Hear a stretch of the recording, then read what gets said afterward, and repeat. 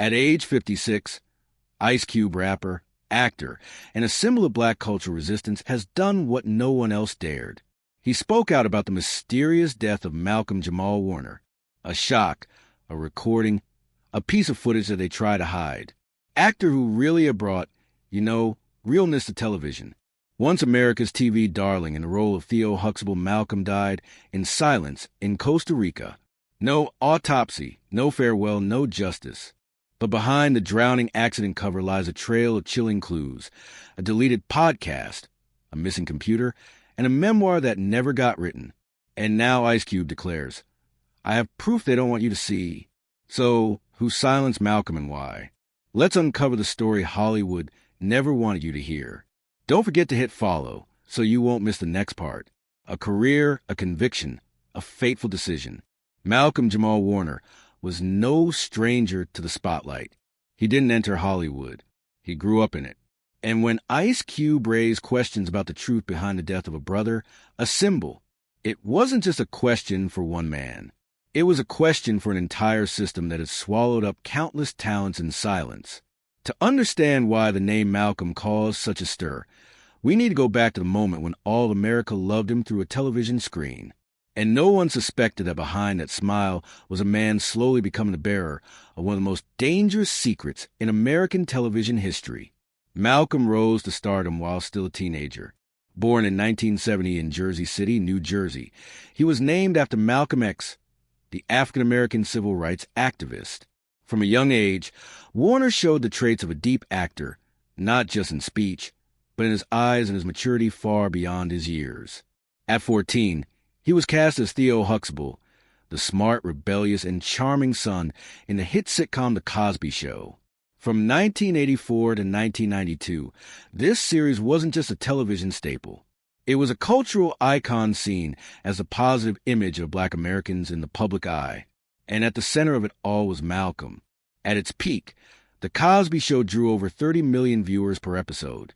Warner became one of the most beloved young stars in America, earning 3 Emmy nominations and numerous other television awards. But what many didn't know was that even at the height of his fame, Malcolm had already begun questioning what was happening behind the scenes. He didn't just act, he observed, he recorded, and he kept it to himself. After The Cosby Show ended, Warner didn't chase fame at all costs like many of his peers. He stayed away from commercial films, rejecting cliched roles. Instead, he pursued independent projects from documentaries to public talks on mental health and Black culture. Malcolm once said, I don't need to be famous to be respected. I need to be real so I can sleep at night. That shift in direction took Malcolm on a path few dared to walk, a journey to uncover the truth behind his own career. He began to write, not to defend the past, but to expose a reality that had been carefully painted over. Starting in 2022, Malcolm was believed to have been working with a small group of journalists, lawyers, and technical collaborators to prepare 2 major projects, a memoir and a documentary titled Hiding in Plain View. According to a close assistant, the memoir manuscript exceeded 300 pages containing internal documents, emails, testimonies, and deep analyses of how the media system, especially Hollywood, had manipulated the image and voice of Black people for decades. What made things dangerous was that Malcolm wasn't just targeting the system. He named individuals, and at the top of that list, none other than Bill Cosby. According to Malcolm, Cosby wasn't just a TV father, but a massively influential figure, both a gateway leading many Black talents into Hollywood and a gatekeeper ensuring they stayed exactly where the system wanted them. In a note that circulated internally, Malcolm wrote, He taught us how to speak to be accepted, how to dress to not appear threatening, and how to live in a way that didn't make anyone uncomfortable, but he never taught us how to resist. No one knows exactly when, but it seems Cosby eventually found out what Malcolm was doing. Those close to Malcolm said that by the end of 2023, he began to be frozen out of professional opportunities. Film offers disappeared, sponsors pulled out, and some friends in the industry told him directly, someone doesn't want you talking. But Malcolm didn't stop. With a voice recorder, an independent camera, and an encrypted cloud account, Malcolm quietly gathered every piece for his project. In an unreleased podcast episode, he once said, I'm not telling this story for revenge. I'm telling it because I don't want anyone else to stay silent like I once did. Those words now echo louder than ever. Malcolm's wife, whose identity has always been kept private, is believed to be the only person with full access to his project archive. According to a technical collaborator, Malcolm left behind 2 separate passwords, one for the memoir, one for the documentary. And he instructed, "If I'm gone, make sure my voice lives on." That sentence, cold like a will, has now become a guiding light for those who remain. Malcolm was not a hero in the traditional sense. He didn't rally crowds on stage. He didn't go on air to attack anyone. He simply wrote, recorded, quietly retold what he saw with all his memory, patience, and uncompromising moral clarity. And that's what made him dangerous. A man who knew too much remembered too clearly and refused to stay silent. Now, with Ice Cube declaring that he holds evidence Malcolm was silenced, everything begins to fit together like the final pieces of a buried puzzle. Malcolm's death may have been framed as an accident, but his journey from Theo Huxtable to man who called out Hollywood is the most powerful indictment of a system he once called artificial light. And this is only the beginning. The final months, a journey into the danger zone. No one can pinpoint the exact moment Malcolm Jamal Warner began to change. There were no clear signs, no official announcements. But at some point those closest to him began to notice. The once open, humorous man, a regular at community events, now seemed to be living with a nameless fear. Malcolm had always been private, but never distant. He still attended mental health seminars, still blogged, still ran his personal podcast, until suddenly he canceled all public appearances in the final 3 months of his life. He stopped joining live discussions, no longer responded to messages from colleagues in the industry, and those who saw him described something they'd never seen in him before: tense eyes, a forced smile, and a glance that constantly darted behind. At first, his wife thought he was just exhausted. Malcolm was a perfectionist, and with all the project he was pursuing, especially an independent documentary he'd been quietly filming since 2022, stress seemed understandable. But then it didn't stop there.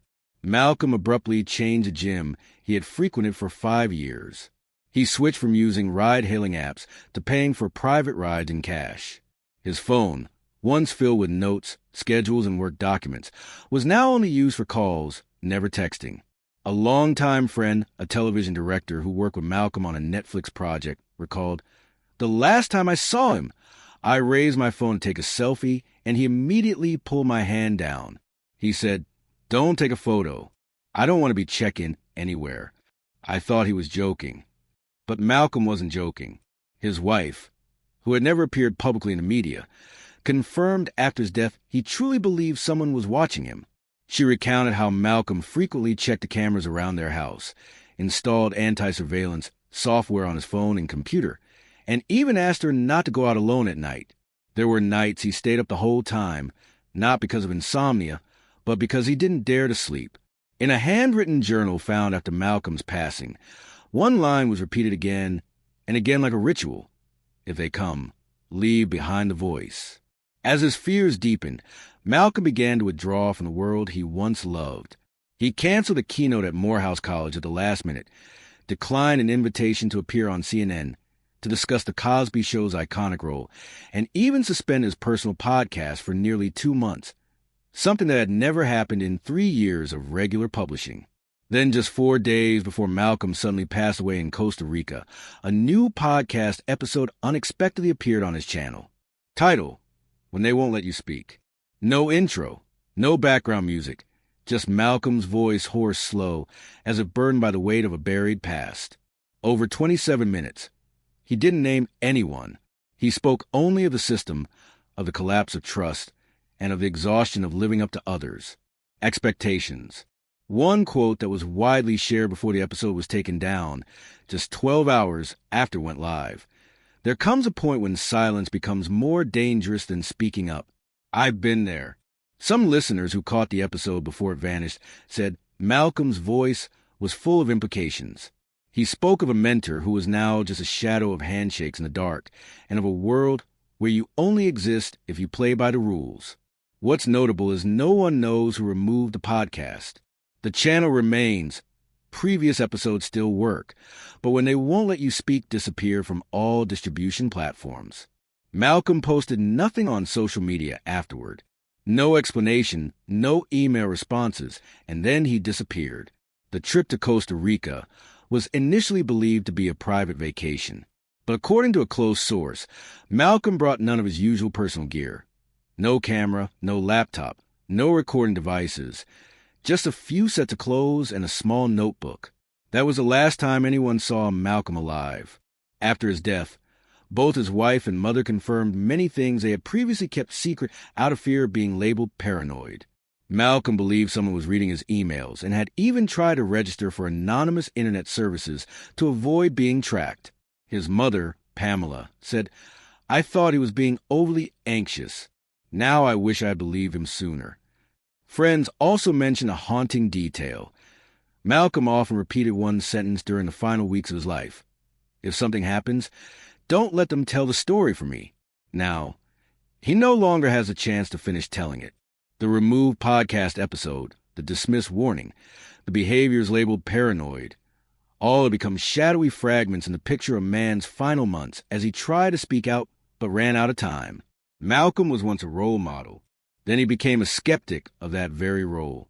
And in those final quiet steps, he was not only shedding a false glow, but also walking into a danger zone few dare to enter, a place with no way back, a place where truth can be a curse, and silence, the one-way ticket. The strange death, a hasty cremation, missing assets, and media silence. On June 3rd, 2025, news broke. Malcolm Jamal Warner drowned while swimming off the coast of Pia Grande, Costa Rica. His death was announced through a brief statement from local authorities. No photos of the scene, no identified witnesses, and most notably, no official investigation was opened. For a star beloved by millions of Americans throughout the 1980s and 1990s, the handling of his death was suspiciously swift. Malcolm's wife and mother were only informed after the body had already been transferred to a forensic center in San Jose.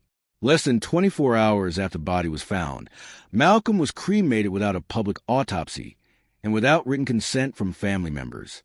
His mother, Pamela Warner, stated in a brief interview with independent media, "We didn't sign anything. They said he wanted to be cremated, but no one in the family ever heard Malcolm say that."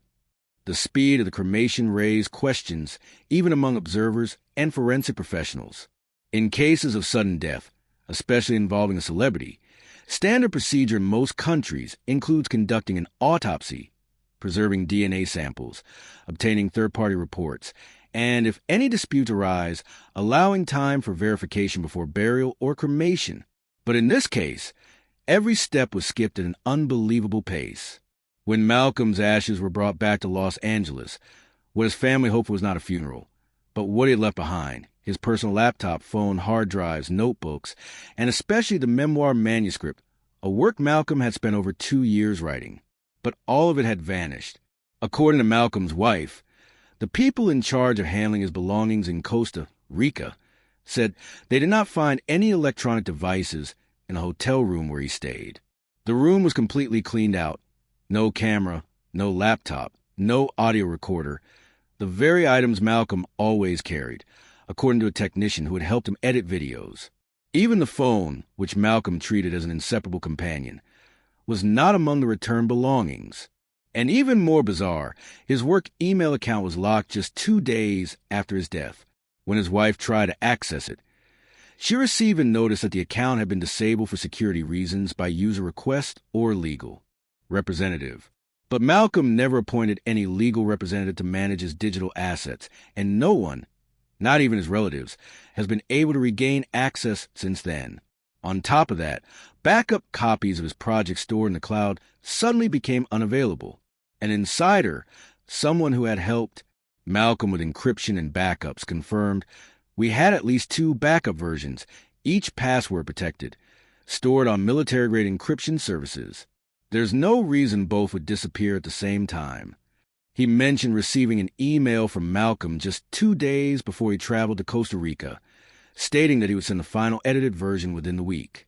That version was never sent, and what remains is nothing. As news of his death spread, mainstream media seemed to look the other way. No investigative reports, no memorial programs on national television, no guests or colleagues invited to share stories about Malcolm. On major outlets like the New York Times, CNN, and the Washington Post, the report of his death appeared only as a short blurb, almost buried among hundreds of side stories. None of the original cast members of The Cosby Show spoke publicly. No condolences from directors who had worked with Malcolm, and notably, Bill Cosby remained completely silent.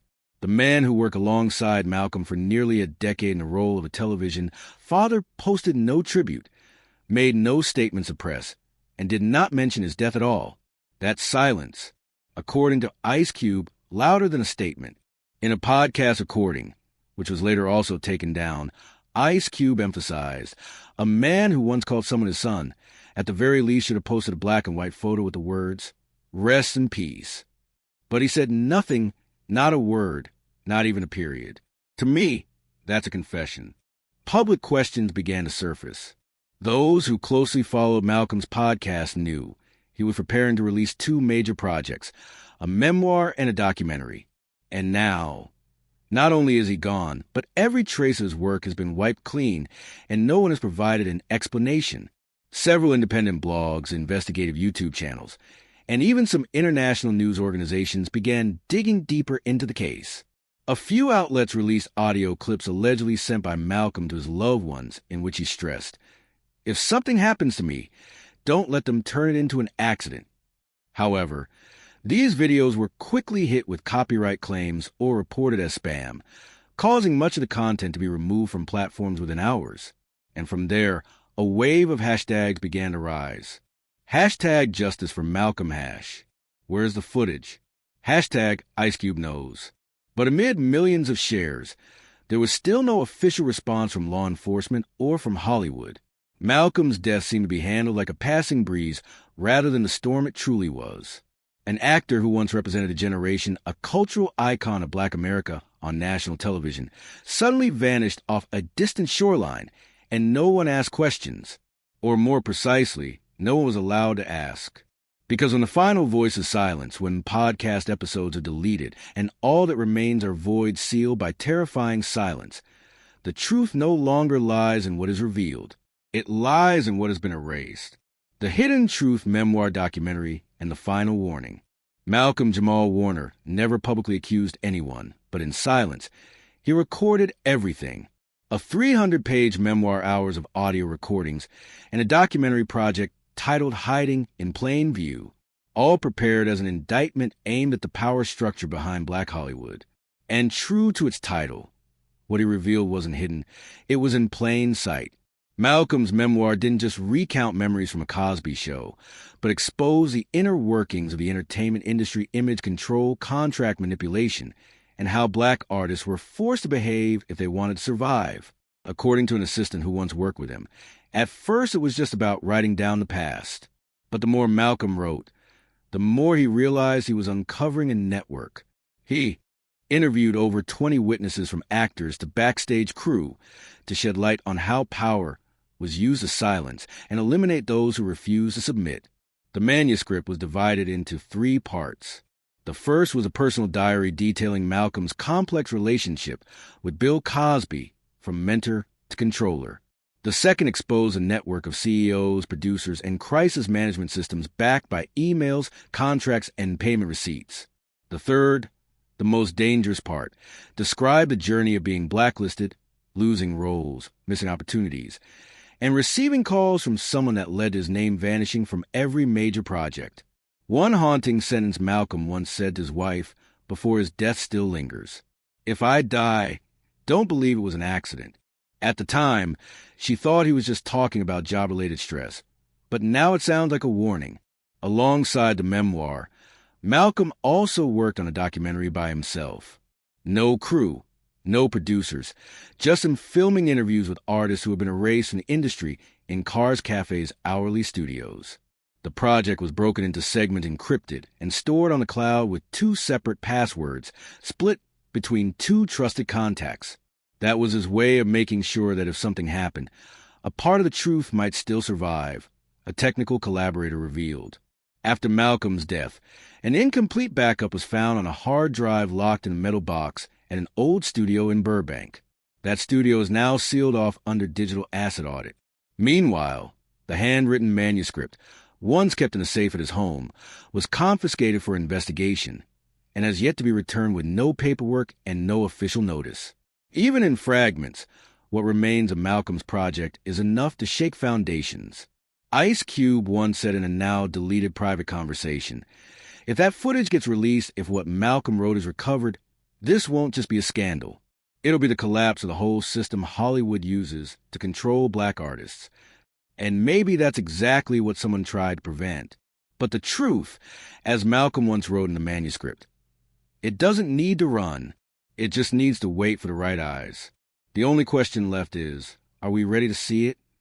When everyone stayed silent, Ice Cube spoke not through a flashy press conference, not with a carefully crafted speech, but through a raw 9-minute video poorly edited, uploaded on an independent platform, where he looked straight into the camera and said, "I know what Malcolm told me. I know he was scared, and I know he didn't die." Naturally, from that moment on, Hollywood's long silence was broken. Ice Cube isn't just a rapper. He's not only the founder of NWA, a group that helped define hip-hop as a force against systemic oppression. He's a man of truths that don't go down easy. And for years, Cube remained calm, scandal-free, never chasing the spotlight.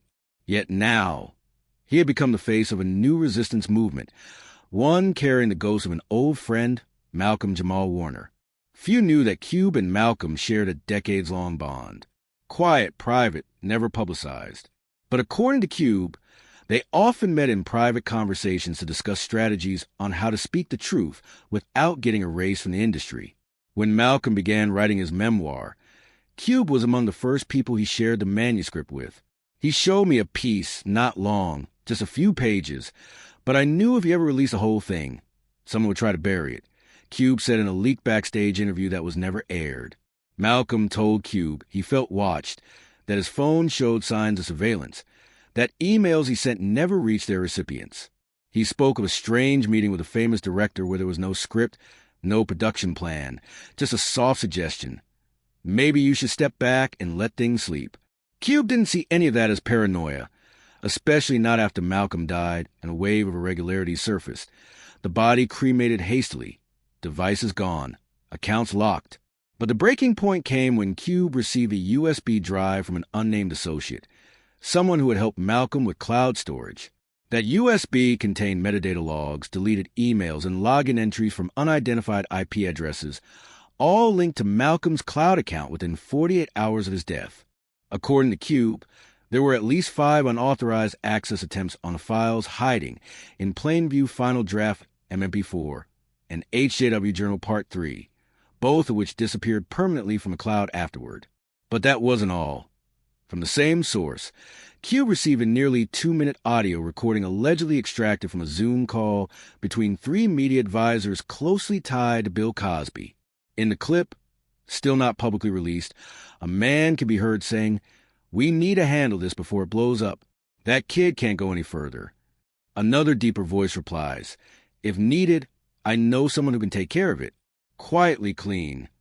No names were spoken. No one said Malcolm or Cosby.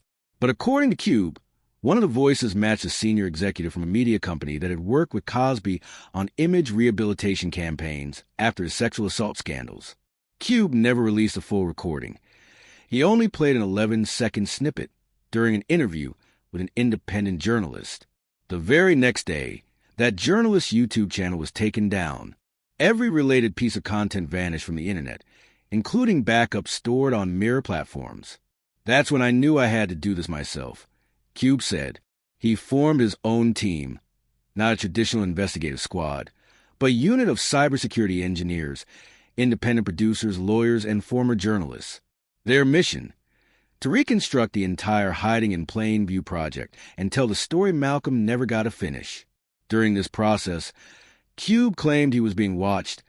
Strange cars parked in front of his home every week, a stranger knocking on his door at 3 a.m., leaving a slip of paper that read, "Some secrets are worth keeping." His emails began getting blocked.